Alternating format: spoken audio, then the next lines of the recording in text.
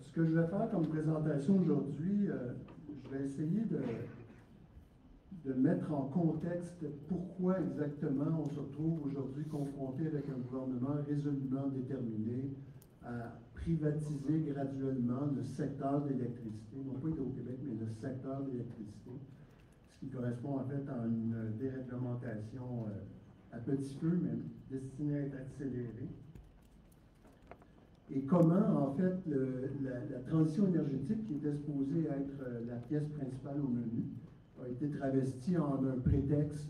pour une fuite vers l'avant productiviste et la stimulation d'investissements industriels qui n'ont aucun rapport au bout du compte, ou seulement de façon très indirecte, avec la décarbonation de notre économie. La présentation des gens directs me permet d'éviter les parenthèses historiques qui auraient pris beaucoup trop de temps, je les en remercie. Mais disons que la situation qui survient aujourd'hui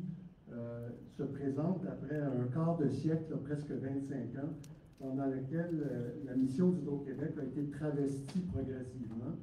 et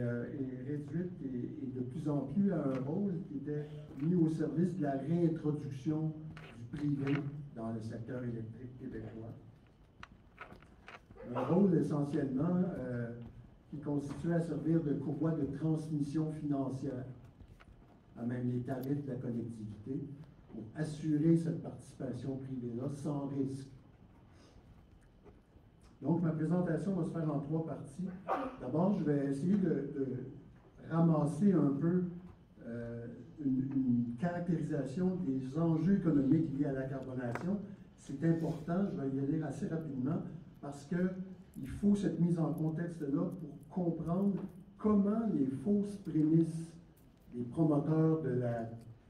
dénationalisation, de la privatisation du secteur électrique s'inscrivent à l'intérieur des enjeux financiers et économiques. Alors, s'il s'agissait de décarboner l'économie du Québec, si on avait un gouvernement qui a une véritable intention de le faire, d'abord, il y avait un dispositif devant nous, ce n'est pas le cas. Mais on partirait aujourd'hui d'une situation dans laquelle le Québec a une position très avantageuse du fait qu'il y a, à toute fin pratique, à peu près la moitié de toute l'énergie consommée, déjà, au Québec, qui provient de sources renouvelables, principalement hydrauliques, pour une petite part d'à peu près 10% de la puissance installée éolienne et plus marginalement, un peu de biomasse. Mais même avec cette position de départ-là, qui est relativement avantageuse si on se compare à la proportion d'énergie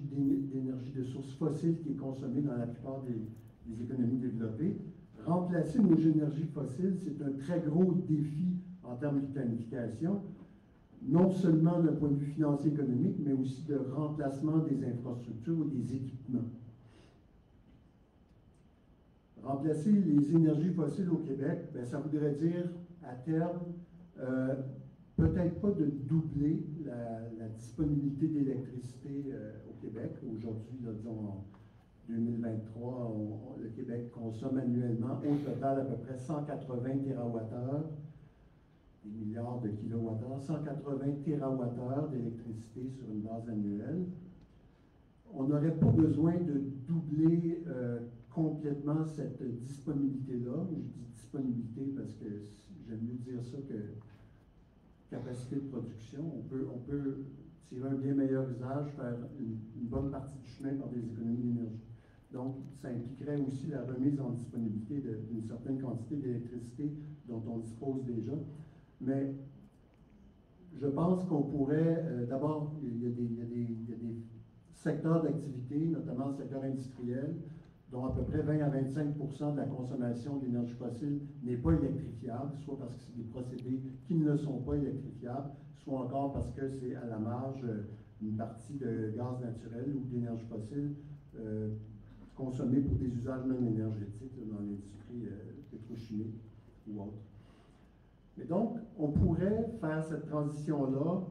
avec probablement 125 à 150 TWh d'électricité additionnelle, en autant qu'on aille chercher un 15 à 20 TWh d'économie d'énergie sur un horizon d'une quinzaine d'années, et qu'on priorise comme il faut. supposons, prenons comme hypothèse qu'on pourrait faire la transition avec 150 TWh de disponibilité électrique additionnelle. Ben, au coût marginal du kilowattheure qu'on produit aujourd'hui, si on prend une hypothèse de départ conservatrice de 10 cents par kilowattheure, alors 10 cents par kilowattheure additionnel, ça représente 100 millions de dollars par térawattheure additionnel. Et s'il faut disposer à terme de 150 térawattheures d'électricité de plus pour décarboner la principale partie de notre économie, si c'est ça l'hypothèse,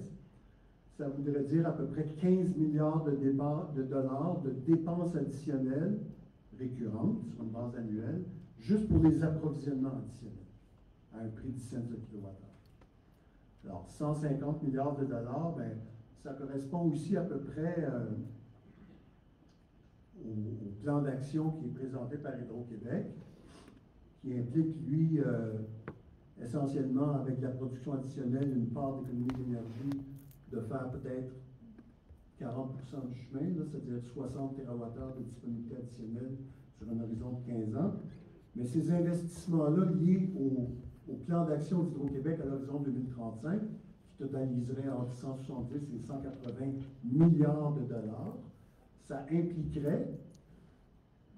une dépense additionnelle d'à peu près 15 milliards de dollars par année, principalement en production, mais aussi en augmentation de la capacité des réseaux de transport et de distribution. C'est à peu près un peu plus que 3 fois les investissements annuels moyens d'Hydro-Québec des dernières années, qui se situent entre 4,5 et 5 milliards de dollars. Alors, si on considère ces enjeux-là du point de vue de la régulation économique, et je vais passer rapidement là, sur certains principes pour bien faire la mise en contexte.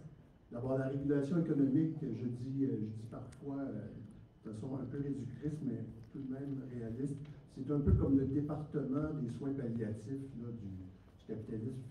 financiarisé, mais c'est quand même utile comme exercice, parce que c'est un exercice qui nous permet de déterminer un prix pour une ressource essentielle, l'électricité, qui correspond à peu près à sa valeur réelle, donc basé sur ses coûts, les coûts réels d'Hydro-Québec, coûts d'exploitation, charges financières, incluant un rendement raisonnable, modeste mais raisonnable, pour un distributeur monopolistique qui n'a pas de risque de concurrence. Et donc, en vertu du principe de causalité des coûts, si on amorce la décarbonation d'une économie, bien, on va se dire, c'est quoi la nature du problème qu'on a devant nous? C'est la valeur colossale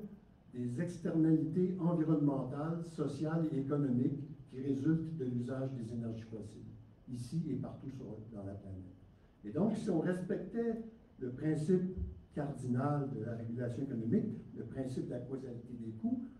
on devrait prioriser la réinternalisation de ces externalités économiques-là, soit en augmentant les taxes sur l'essence autant qu'on peut, soit en introduisant une immatriculation, par exemple, des véhicules personnels ou commerciaux basés sur des niveaux de performance minimaux avec un bonus-malus, ou même juste des malus, soit encore en déployant pleinement tous les outils d'éco-fiscalité qui sont à notre disposition, ce qu'on fait très peu au Québec, et il ne faut pas compter sur la CAQ pour ça.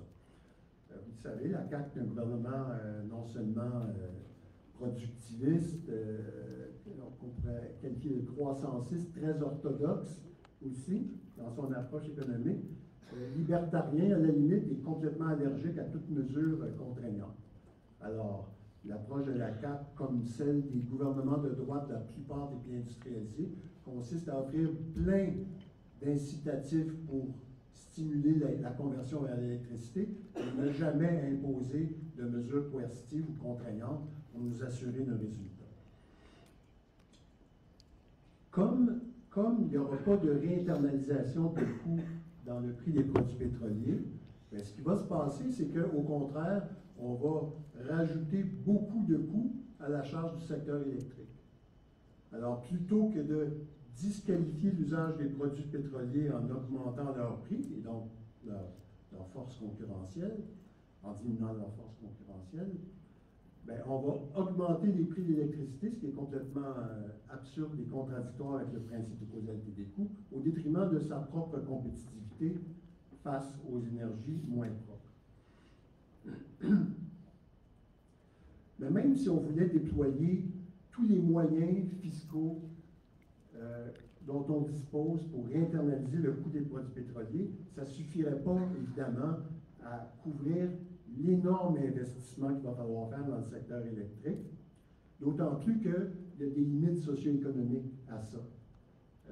l'application du principe de causalité des coûts, notamment parce que notre économie est beaucoup trop profondément encastrée dans l'usage des produits pétroliers, et que ça lèverait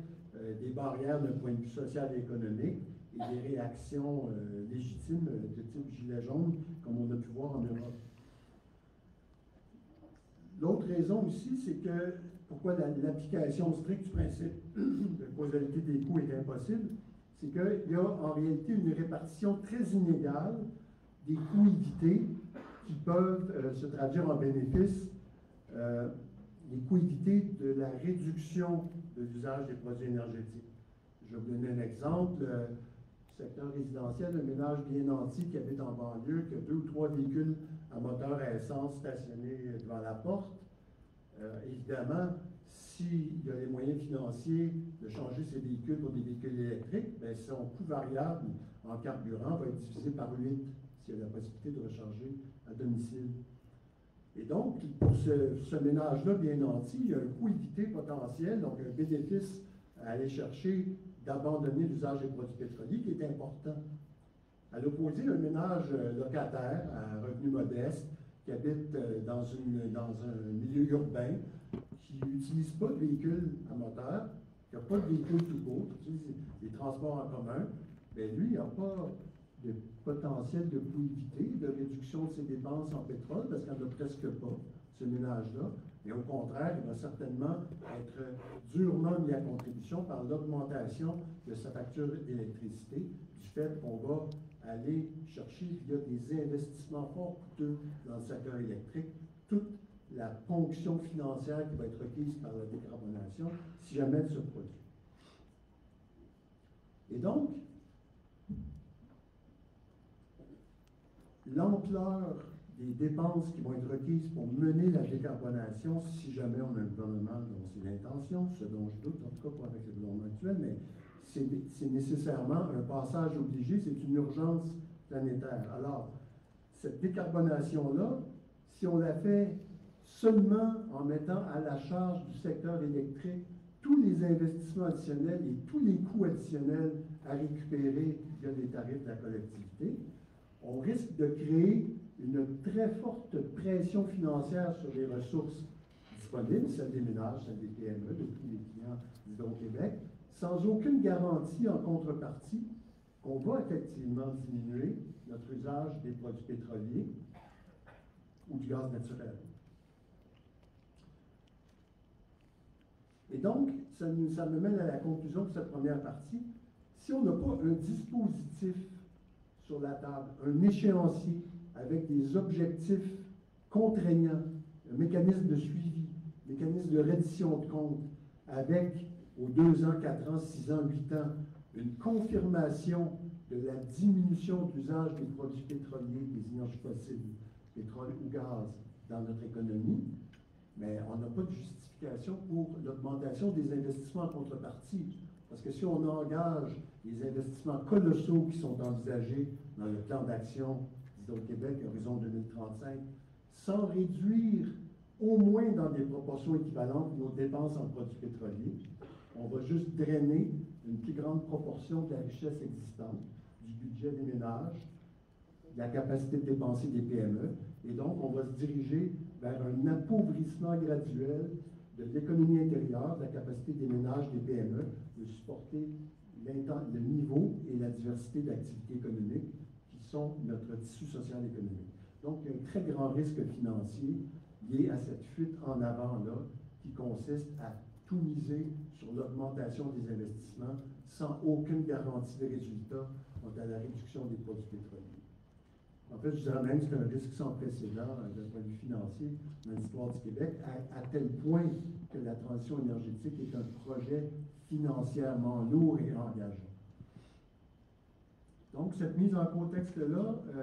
servait justement à arriver à la deuxième partie de ma présentation, qui va consister à détricoter les fausses prémices qui sont mises de l'avant par les gens de droite, les promoteurs de la libéralisation de notre secteur électrique, pour justifier l'augmentation de la participation privée dans la production ou de l'autoproduction, ou même de la vente directe de producteurs vers des acheteurs, qui seraient vraisemblablement des grands clients industriels. Première prémisse, une pénurie d'électricité imminente au Québec. Il n'y a pas de pénurie d'électricité imminente au Québec, à moins que on ne priorise pas du tout comme on devrait le faire la réduction des besoins de puissance à la pointe, à moins qu'on n'épuise pas le potentiel d'économie d'énergie de l'ordre de 15 à 20 TWh qui est inexploité, qu'on pourra aller chercher dans les prochaines années, à moins qu'on décide pour des questions d'intérêt commercial de ne pas rapatrier une partie de notre capacité excédentaire qui est exportée actuellement et qui n'est pas déjà accaparée par les deux contre-fermes avec New York et Massachusetts. On exporte 35 TWh à peu près par année vers les marchés extérieurs. Là-dessus, il y a deux contre-fermes de 10 TWh chacun, sur lesquels on ne peut pas reculer. Et il reste tout de même 15 TWh sur 35, qu'Hydro-Québec, dans ses activités non réglementées, continue de vendre sur les marchés de court terme. On pourrait provisoirement, le temps de planifier la transition, si tant est qu'on est sérieux, rapatrier une partie de ces exportations-là, privilégier les économies d'énergie, privilégier, s'il faut, effectivement plus de disponibilité en puissance à court terme, par exemple, la remise à niveau, le potentiel d'optimisation de 2000 MW des centrales existantes d'Hydro-Québec, qui n'implique pas de couler un seul mètre cube de béton nouveau, là. C'est pas rien. Alors donc, pénurie d'électricité, bien évidemment, si on fait tout croche, si on fait comme Fitzgibbon, puis qu'on brade le patrimoine électrique, énergétique du Québec à rabais, à hauteur de...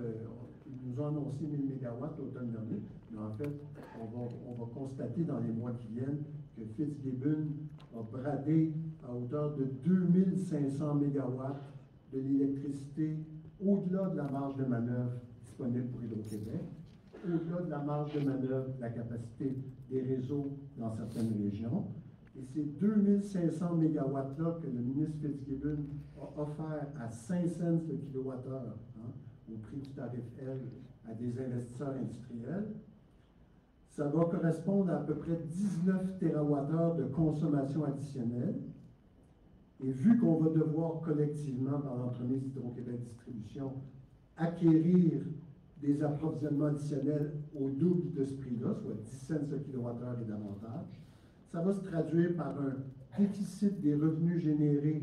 au tarif L par rapport au coût additionnel d'approvisionnement qu'on va devoir éponger, de l'ordre de 22 milliards de dollars, l'œuvre de Fitzgibbon des derniers mois, un déficit des revenus au tarif L par rapport au coût qu'on va devoir éponger collectivement, de 22 milliards de dollars sur un horizon de 20 ans. Un horizon de 20 ans, parce que c'est l'horizon des contrats d'achat d'Hydro-Québec. C'est une jolie catastrophe financière qui est au menu, mais toujours sans aucune garantie de réduction de notre consommation d'énergie fossile.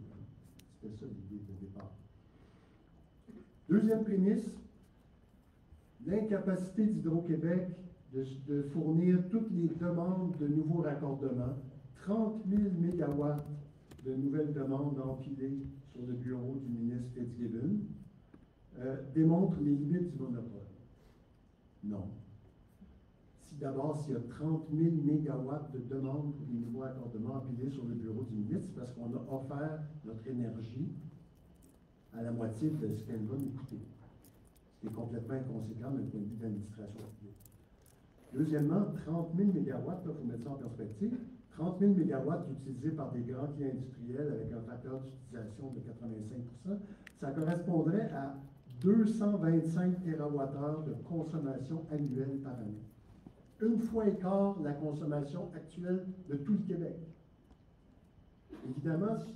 des demandes, et d'ailleurs, en plus, ça correspond à peu près à 4 fois et demi la consommation de tout le secteur industriel existant.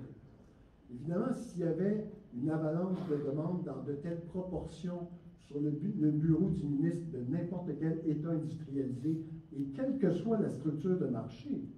qu'on ait un monopole de distribution ou un marché ouvert, ça serait ingérable. Alors, ce n'est pas les limites du monopole que ça démontre, c'est les limites des ressources énergétiques disponibles, et plus particulièrement des ressources énergétiques déjà harnachées. On nous dit aussi HQ ne peut pas faire tout ça tout seul. Bien, HQ ne peut ni plus ni moins faire ça toute seule que si on confie ça au privé. Oui, HQ pourrait faire ça toute seule. Elle a la capacité technique, elle a la capacité financière, elle a le savoir-faire, elle a tout ce qu'il faut, sauf la volonté politique gouvernementale. Autre prémisse, je parle des prémices des promoteurs de la privatisation de notre secteur électrique. Si Hydro-Québec, dans ses activités monopolistiques, n'est pas capable de respecter son obligation de fournir, bien, vous devez nous laisser, nous étant les investisseurs industriels, la possibilité d'aller chercher l'énergie dont on a besoin ailleurs, quitte à la produire nous-mêmes, ou à l'acheter directement à des producteurs privés ou des autoproducteurs. Non. Il n'y a pas de corollaire entre l'obligation de fournir d'un monopole de distribution et l'existence d'un droit d'accès intrinsèque aux ressources qui appartiendrait aux grands investisseurs industriels.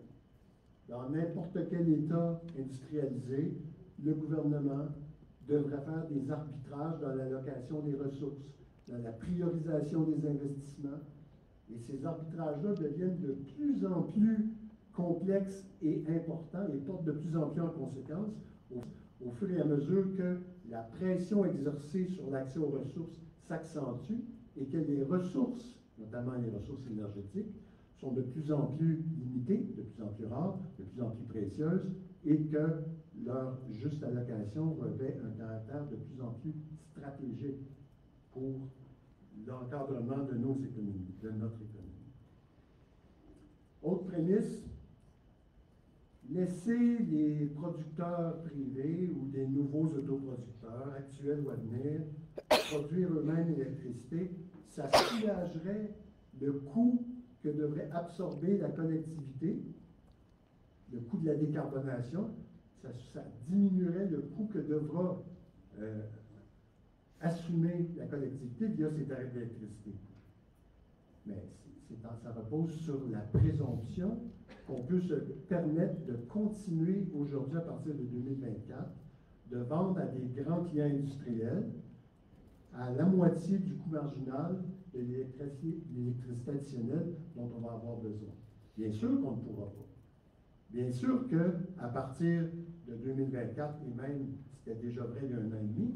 la question de l'écart entre le coût marginal de production, la nouvelle production à 10 cents le kilowattheure et plus, et le coût moyen ou le tarif régulier de 5 cents le kilowattheure auquel on vend aux industries, cette question-là se pose. Elle va devoir se poser. Comment va-t-on récupérer le coût marginal de la production d'électricité additionnelle à 10 cents le kilowattheure et plus? Comment, auprès de quels usages, dans quel secteur d'activité et auprès de quels usagers?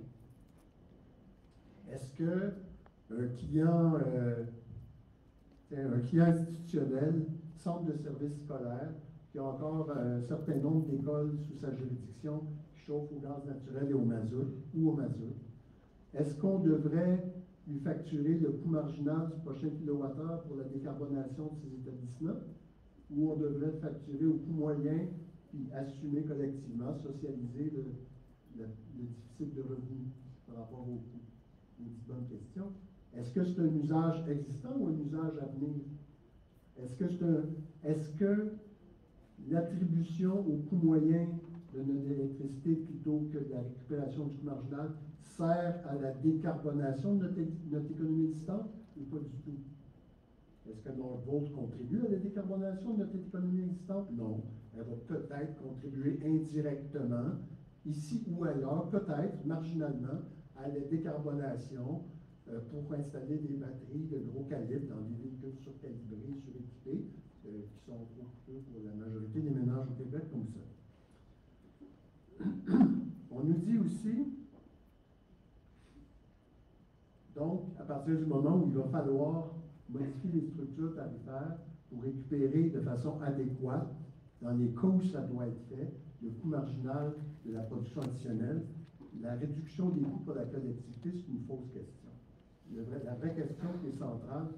c'est la question du coût marginal versus le coût moyen. Autre prémisse qui ne tient pas plus la route,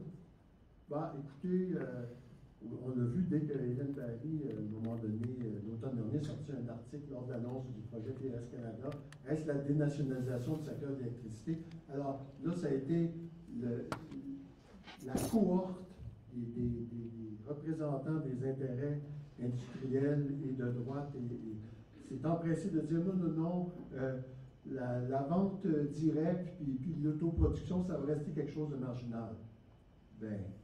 oui, ça resterait quelque chose de marginal, évidemment, si Hydro-Québec continue de vendre à 5 cents le kilowattheure. Il n'y a pas beaucoup de capitaux privés qui vont avoir intérêt à investir pour produire eux-mêmes à 8 cents ou 10 cents. Mais à partir du moment où on ne pourra plus vendre l'électricité additionnelle à la moitié de sa valeur, ça ne restera pas marginal parce que le coût de production des prochains ouvrages va être à peu près le même, sauf capacité de lever des fonds d'Hydro-Québec, qui est un peu avantageuse quand même, mais le coût de production des prochains ouvrages, le coût marginal,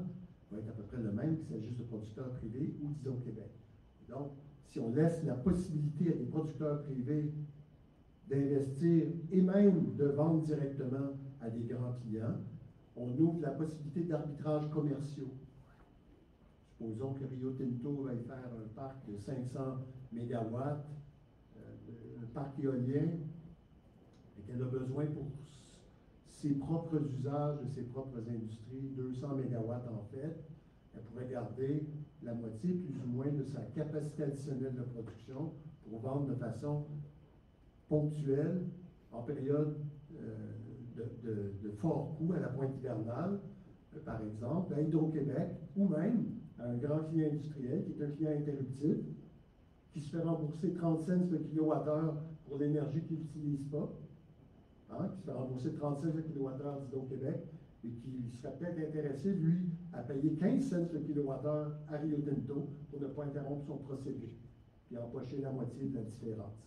Alors voilà le genre de situation à laquelle la possibilité d'arbitrages commerciaux privés ouvre la porte. Donc, la question centrale qui est occultée, c'est vraiment celle du coût marginal. Et il va falloir tracer une ligne qui aurait dû être déjà tracée, débattue, définie, il y a déjà 1 an et demi, 2 ans au moins, quand on approchait du plein usage du volume d'électricité patrimoniale qui est mis à la disposition d'Hydro-Québec Distribution et des approvisionnements post-patrimoniaux déjà engagés. Alors, il va falloir tracer une ligne. Dans quel cas on continue, peut-être, si c'est un usage qui contribue directement à la décarbonation, dans quel cas on continue d'offrir notre énergie au coût moyen, donc de socialiser le déficit des revenus générés par rapport au coût des prochains approvisionnements, et dans quel cas on doit charger le coût marginal d'aujourd'hui et des années à venir de l'électricité additionnelle dont on aura besoin si on décarbone. Ça veut dire des arbitrages entre les clients existants ou les clients nouveaux, entre un usage existant ou un usage nouveau, et puis une allocation contributive via les tarifs supportés par la collectivité, selon que l'activité visée est une activité existante ou nouvelle, qui contribue ou pas de façon directe à la décarbonation. Si cette activité-là ne nous permet pas collectivement d'éviter une dépense en produits pétroliers qui est au moins équivalente en valeur financière à l'investissement qui est requis du côté électrique, bien, on est en train de mettre en place un fiasco financier, un appauvrissement graduel de notre économie. Donc, dernière partie de ma présentation, le détournement, littéralement, de la transition énergétique par le gouvernement actuel au profit de quoi? D'un agenda politique qui confisque à la confiscation graduelle du patrimoine collectif, qui est le secteur électrique nationalisé, avec Hydro-Québec comme instrument principal en son cœur, mais effectivement péril le pacte social. Les trois volets, je vous les rappelle, de cette politique envisagée par la CAQ, qui est une stratégie d'encerclement graduel de l'espace public, donc de l'espace occupé par Hydro-Québec au cœur du secteur électrique, de fragmentation économique et de fragmentation, je devrais dire, de la cohésion sociale aussi, et de marginalisation de la planification, de l'encadrement, de la propriété et de l'exploitation publique des ressources énergétiques au Québec. Cette stratégie-là repose sur trois axes: l'augmentation accélérée de la production et de l'autoproduction privée, l'ouverture à la vente directe à certains grands clients, à partir de producteurs ou d'autoproducteurs existants au futur, vers vraisemblablement des clients grand volume, industriels. Et troisièmement, il ne faut pas l'oublier, la mobilisation de capitaux privés pour fournir une partie des investissements qui vont être requis pour supporter financièrement ce projet pharaonique-là. Et donc, une participation du privé dans les activités de production surtout, mais voire même de transport éventuellement, c'est évoqué, dans les activités du secteur électrique, va se traduire par un détournement, en fait, de la richesse qui est pompée par la courroie financière, Hydro-Québec, dans des plus grandes proportions vers le secteur privé, plutôt que vers le trésor public, avec la possibilité que non seulement les bénéfices des activités énergétiques dans le secteur électrique soient davantage et bien davantage canalisés vers le secteur privé, mais même exportés avec des possibilités d'évitement fiscal qu'on connaît. Les implications, d'abord, c'est une très grande concurrence quant à l'appropriation des ressources, à l'occupation et à l'usage du territoire, à des fins de production d'énergie. Au moment où ces ressources-là sont de plus en plus précieuses et vont devenir de plus en plus importantes et stratégiques, si tant est que la décarbonation se réalise. Deuxièmement, cette occupation-là, accentuée du territoire par des investisseurs privés, soulève des questions de pérennité des infrastructures qui seront construites, parce que quand c'est des producteurs privés liés à des clients spécifiques qui investissent, évidemment, la pérennité des activités est beaucoup moins assurée que dans un contexte où on a, via la nationalisation, mis en commun toutes nos ressources financières et confié à une société d'État le rôle de fournir l'électricité à une diversité de clients dans une diversité de catégories d'usage avec des profils de consommation diversifiés, dont certaines catégories de clients peuvent prendre la relève quand, au gré d'un épisode économique adverse, il y a une réduction radicale de la consommation du secteur électricité du secteur industriel, par exemple. Ce n'est pas le cas quand les infrastructures sont construites à des fins privées, par des capitaux privés, pour des usages privés. Il y a un risque beaucoup plus grand que des infrastructures demeurent laissées à l'abandon, qu'il y ait des coûts échoués et des capitaux pas nécessairement récupérables, à moins qu'on le fasse pour eux, qu'on paye pour eux. Il y a aussi un risque quant à la destination finalement de l'énergie produite, qui est beaucoup moins susceptible d'être encadrée et mise au service des vocations les plus importantes pour la collectivité d'un point de vue social et économique. Il y a aussi un très grand risque de morcellement sur le plan social, environnemental et économique. Sur le plan social, la participation du privé, accrue du privé, et l'émergence de partenariats public-privé a pour effet de transférer dans les régions, dans les communautés locales, les conflits de valeurs entre les préoccupations sociales, économiques et environnementales qu'on n'a pas résolu au gré d'un débat conséquent, commun, public, au niveau national et d'une planification qui repose sur un processus de planification intégrée. Le processus de planification intégrée sur le plan institutionnel, ça consiste à convenir d'abord d'un objectif à poursuivre